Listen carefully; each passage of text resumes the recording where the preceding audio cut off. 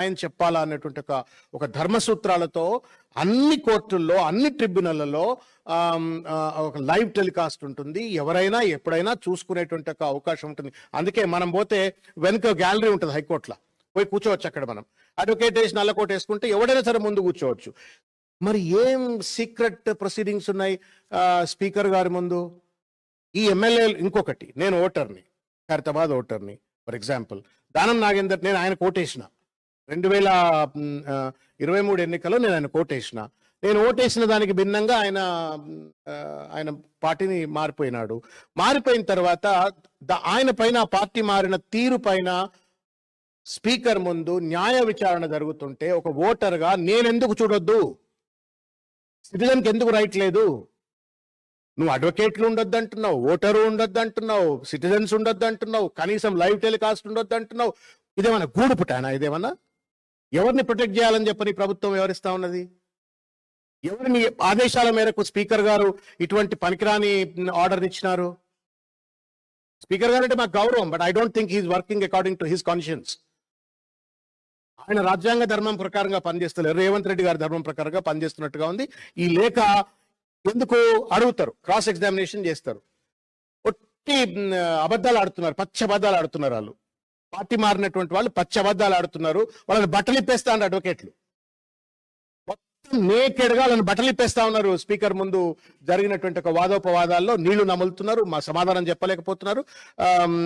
Petitioners యొక్క advocates మొత్తం బట్టలు చింపేస్తున్నారు. ఈ వ్యవహారం ప్రజలకు తెలియవద్దు అని చెప్పని, ఈ కుట్ర, ఈ కుతంత్రం, వాళ్ళు చేసినటువంటి ఒక మోసపూరితమైన పార్టీ మారిన వైఖరిని ఏ రకంగా నగ్నంగా ట్రిబ్యునల్ ముందు నిలబెడుతున్నారు అడ్వకేట్లు అనేటువంటి విషయం ప్రజలకు తెలిస్తే వాళ్ళ పరువు పోతుంది, పార్టీలో చేర్చుకున్నట్టుగా రేవంత్ రెడ్డి పరువు పోతుంది, నగ్న స్వరూపం బయట కనబడుతుంది అని చెప్పని ఇవాళ కుట్రపూరితంగా ఇటువంటి ఒక లేఖ ఇచ్చిండ్రు. ఇదేమన్నా నిజాం జమానా? ఇదేమన్నా నియంత జమానా? ఇదేమన్నా ఏమన్నా మనము ఇరాన్లో, ఇరాక్లో ఎక్కడన్నా ఉన్నామా? ఏమన్నా మనం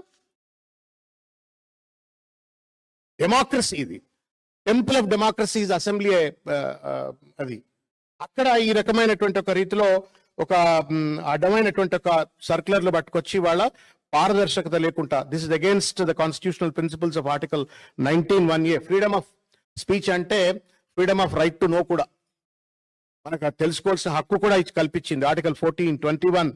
మొత్తం అన్ని కూడా పొందుపరుస్తూ నేను ఇవాళ ఈ పెద్ద మనిషికి, స్పీకర్ గారికి ఈ లేఖ రాయటమైంది.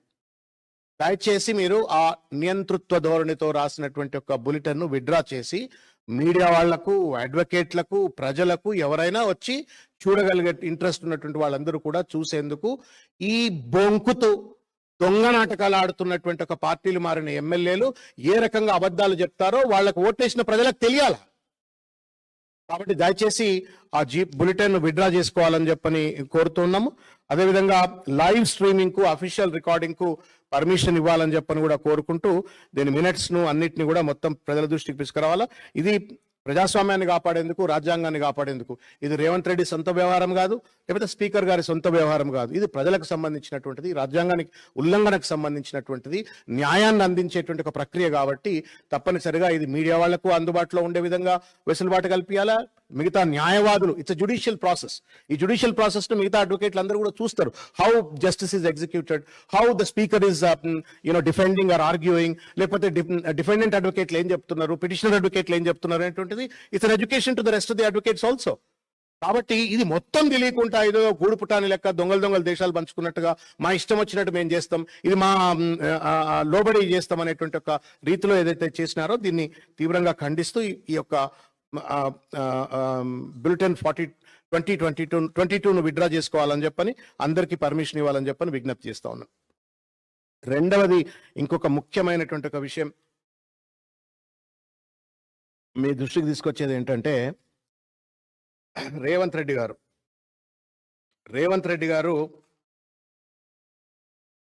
ఇది రేవంత్ రెడ్డి గారి కథ. మొత్తం ఆర్థిక వ్యవస్థ కుదేలైపోయిందండి.